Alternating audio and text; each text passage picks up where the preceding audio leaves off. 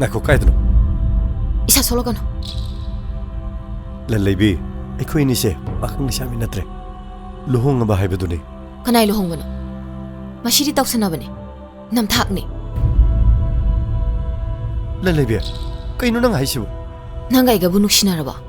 Accident amada thengnaraga hekta luhong ba yabra? Luhong ba se? Ay isa na yadi. Adudi miyam mangda, nang naigi ngaksamda. Kari kuno pare hui ba? Masidi nupi mo machin menduna thamba society sibu kibadagi thokpane. Lalaibi. Mado chakna ba yabo nate. Hawjik phawda thoklebo thodok mayam sida. Aigi ral sikarino. Adudi nang naigi punsi bukan bire haiduna aise nangi hekta oirege sine. Punsi sibu kumhairo drama ro. Lalaibi. Nanga iga hana khangnarakte habisidi. Aishuya. Adubu. Aigi tungi punsibu nangna maram oiraga migi nonglaba mohenbadi. Madu aya.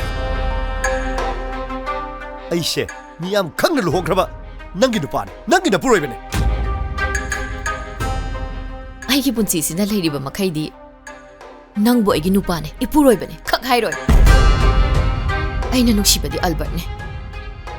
Ma halakpane aina ngairise. Ma halakpaga yumsidagi chakini.